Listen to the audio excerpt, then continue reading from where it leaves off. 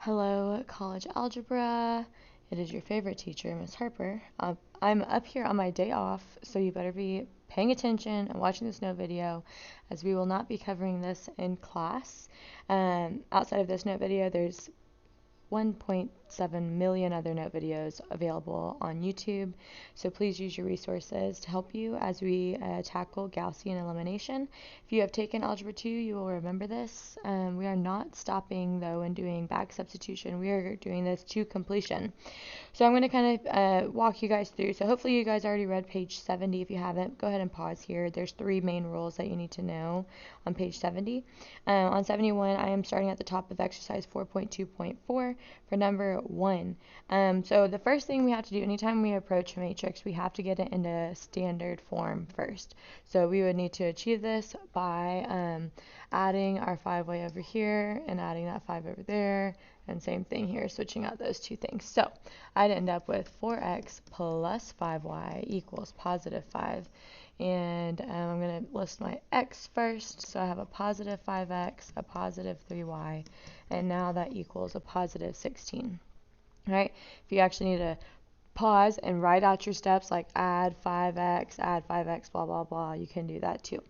All right, so once we get this thing in standard form, we're going to pull it out kind of like we were playing with our matrices the other day, and we are just working with the coefficients here. All right, so if you've ever done this in the calculator, you've typed this thing into your calculator much like that. And now we're going to be doing the operations that the calculator normally does, but we're going to get to do it by hand. Yay! For number 1, this is all it actually wanted you to do. I think it was just to put it into its ready to go form, but we're going to go ahead and solve this together. So bear with me. These are very long problems, and I apologize now, but stay with me. Pause as you need to. All right, so our goal, if you want to put this over here somewhere on your paper, all right, our goal is to have this thing look like this. If you have ever done this in the matrix or in your calculator, this is kind of what you end up with. And what this is expressing to us is it's saying 1x plus 0y equals some number. Or in other words, x equals something. And here it's 0x plus some y, or 1y equals some number. So in other words, again, y equals some number. So this would be our x value, and this would be our y value. So that's what we're going to try to force this thing to look like using those 3 rules, okay? So here we go. And again, there's a million ways to approach this problem. I might have taken a longer route. I don't know. I just kind of go as I see things pop up, and you're going to have to work to do the same. You'll notice that we will all work these things very different. All right, so the first thing that we did the other day is we decided to get our 0 here. So we're going to start by working that into our 0. So most people will suggest starting in your bottom left corner and working your way up and out. All right, so we can take that same approach.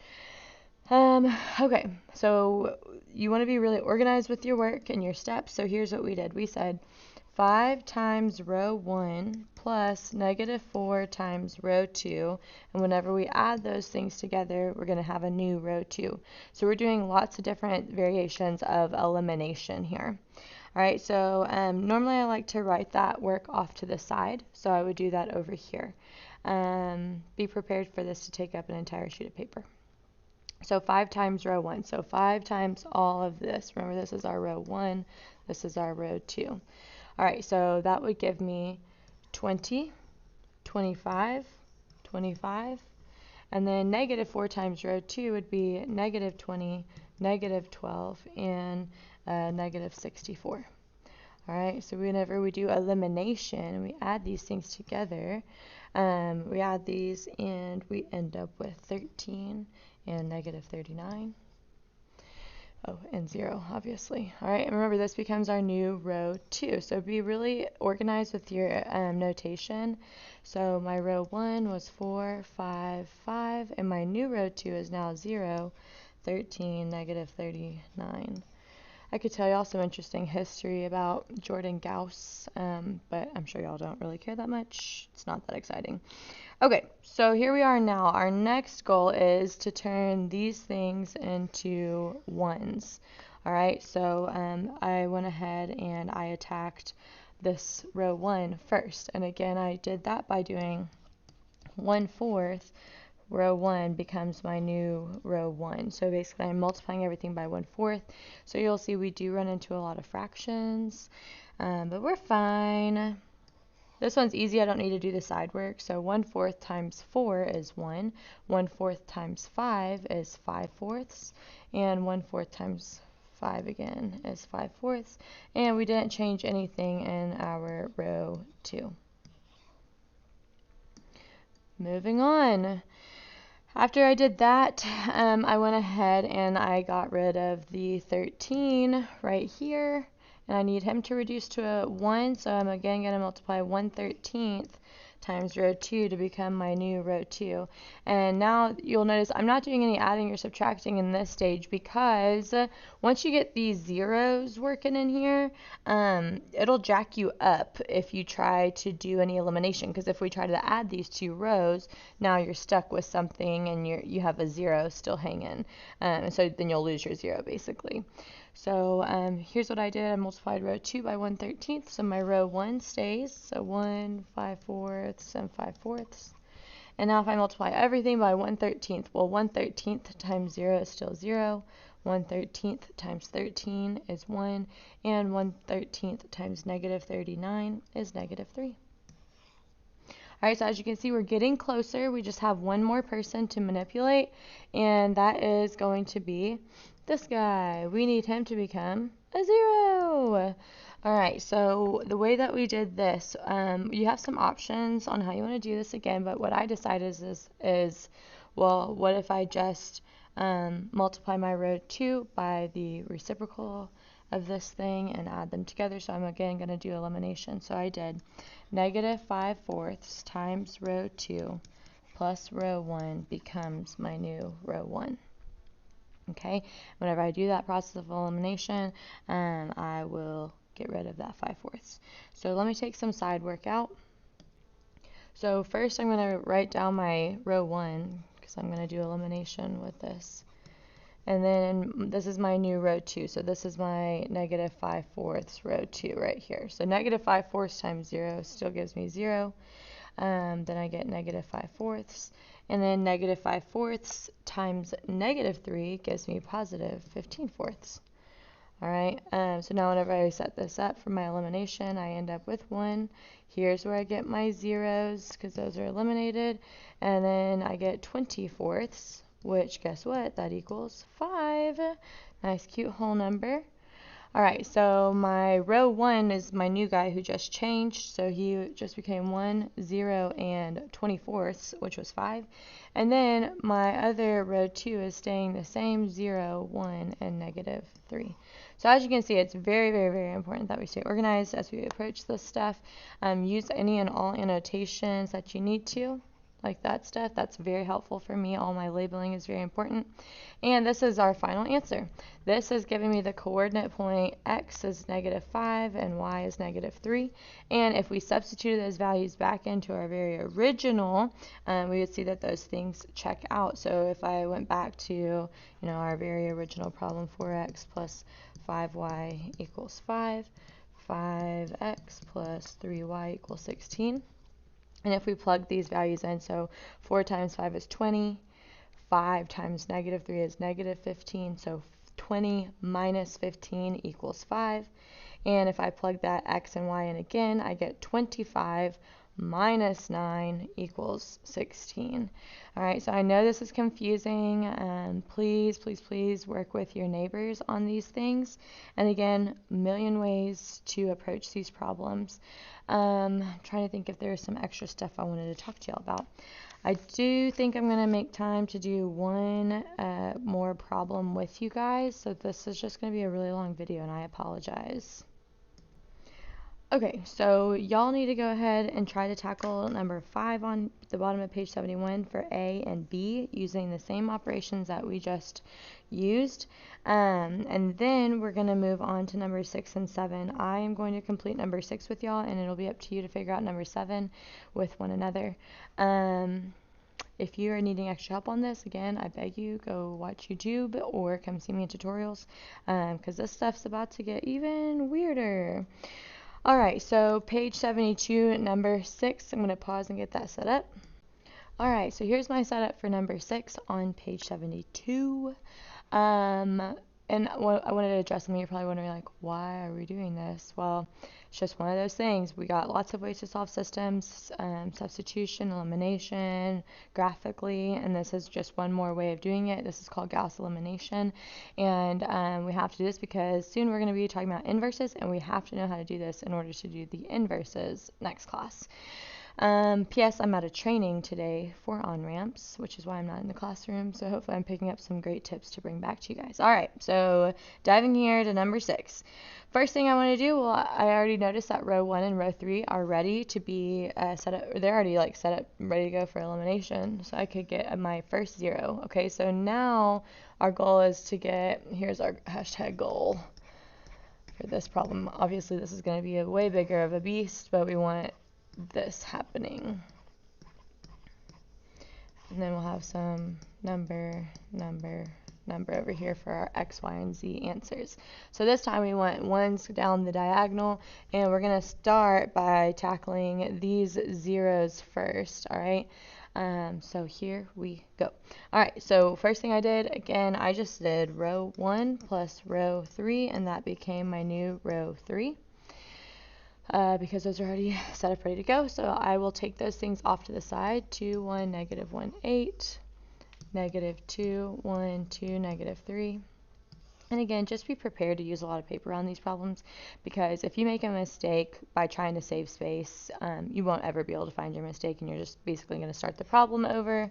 So again, my tips to you, use all the space and be super, super organized. Alright, so there's my row 1 plus row 3, and this is going to become my new row 3. Okay, so everything else stayed the same. 2, 1, negative 1, 8, negative 3, negative 1, 2, negative 11, and my new row 3 is now 0, 2, 1, and 5. Alright, so I got my first 0. We did it.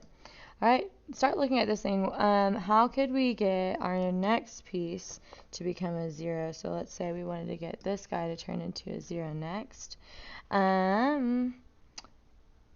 Wait, what just happened? Okay, so that's who we're going for next. So what we did was, our row 1 and row 2, I said 3 times row 1 plus 2 times row 2 to become my new row 2, so that way I can get those to 6 and negative 6, so 3 times row 1 would be, so 3 times row 1 is going to give me 6, 3, negative 3, and 24, and then 2 times my row 2 is going to give me negative 6, negative 2, 4, and negative 22. Do our elimination. That's positive 1, that's positive 2. And this is my new row 2. Okay, so nothing else changed. 2, 1, negative 1, 8. My new row 2 is 0, 1, 1, and 2. And my row 3 is staying the same. Alright, so this is all cool. Our next order of business, and again, you might pause this thing and say, I see something different, Ms. Harper. Go for it, okay? Lots of ways to do these, but this is my next guy. So I decided to do negative 2 times row 2 plus row 3 to become my new row 3. So basically I multiplied everything up here by negative 2 to cancel out with my positive 2 here. So negative 2 times row 2, well, negative 2 times 0 is 0. Negative 2, and negative 4. This was my negative 2 row 2. And my row 3 is 0, 2, 1, and 5. So I set those up for elimination. Oh, I got lots of zeros. And this is where we ended up for my new row 3. Alright, so reset again. 2, 1, negative 1, 8, 0, 1, 1, 2. And my new row 3 is 0, 0, negative 1, 1. Y'all, we are crushing the game. We got our first 3 zeros. We're doing great. Alright, and as you can see, we're actually on a pretty easy problem because we already got 1 and negative 1. That's an easy fix. And this is a pretty easy fix as well. So, now is where you got to be a little creative. I'm not going to do any more elimination, but instead I'm just going to multiply. I just need him to become a 1. So, I'm just going to multiply everything by 1/2. Alright, so I did 1/2 times row 1 becomes my new row 1. And then I went ahead, just to kill 2 birds with 1 stone, I went ahead and multiplied my row 3 by negative 1, so that way this can become a positive 1, because that was my last and final step. So, let's do all of that. 1/2 of row 1, well, half of 2 is 1. Half of 1 is 1/2. Half of negative 1 is negative 1/2. Half of 8 is 4. Alright, row 2 stayed the same, 0, 1, 1, 2. And then I did negative 1 times row 3. Well, negative 1 times 0 is still 0, 0. There I get my positive 1 and negative 1 for my final guy. Alright, let me pause and make sure I'm on the same page. That looks good. We only have a few more steps to do. Alright, so again, if you look back at your goal, we're looking pretty good. We just have a couple more people to deal with, and that would be these people over here. Alright, we need those to become zeros. So here is what I did. I first said, okay, looking at this thing, and I'm going to multiply row 2. Okay, so I said negative 1/2 times row 2 plus row 1 to become my new row 1. Alright, so side work, negative 1/2 times row 2. Well, that would still give me 0, negative 1/2, negative 1/2, negative 1. And then my row 1, to add those two things, was 1, 1/2, negative 1/2, and 4. Do elimination, end up with 1, 0, negative 1, and 3. So I kept that 1, and now I have a new 0, so here's my new row 1. This is 1, 0, negative 1, 3. Everything else stayed the same. 0, 1, 1, 2, 0, 0, 1, negative 1. Okay, so we're getting really close, and if you notice, these guys are about to become great friends. Let's look at these. So, our next move. Oh my gosh, I'm so tired. I know you are too. You're probably like, what is even happening? Okay, so next thing I did, I just said, oh, I had to be careful, actually. I lied, because I'm going to add these row 1 and row 3 together, because if I add row 1 and 2 together, 0 plus 1 is that's gonna jack me up. I'm gonna end up with a 1. So I have to be careful now, a little bit more strategic. So I did row 1 plus row 3 to become my new row 1. Alright, so let's see, I can write that out to the side. Row 1 is 1, 0, negative 1, and 3. My row 3 was 0, 0, 1, negative 1. So as you get to these final steps, you'll notice row 3 becomes really handy because of all of his extra zeros. 1002, and that becomes my new row 1. Oh, I don't think I wrote that. Row 1 plus row 3, oops, becomes row 1. So this is my new row 1. So new row 1 is 1, 0, 0, 2. That one's looking good. 0, 1, 1, 2, and 0, 0, 1, negative 1. Oh my lord. Okay, we only have one more thing to address, and that is this guy right here. We need him to become a 0.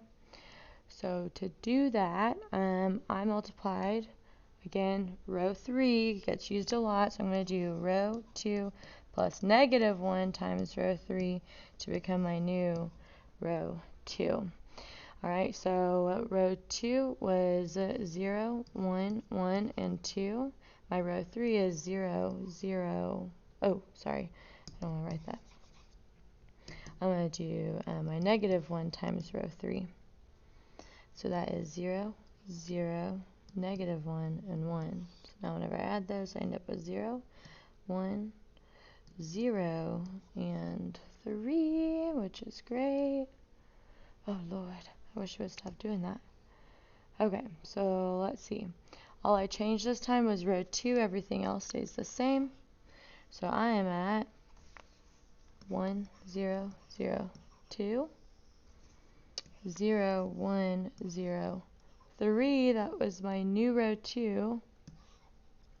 And my row 3 was 0, 0, 1, and negative 1. And we freaking did it, y'all. So as you can see, we got our 1s down the diagonal. Everything else is a 0. This is what it would look like if you did it on your calculator. So what this is expressing to us is the point 2, 3, and negative 1 for x, y, and z. And if you plug those back into your system, you will see that it does in fact work. I'm sorry, not really sorry that this is all I can give to you guys. But use it. Good luck.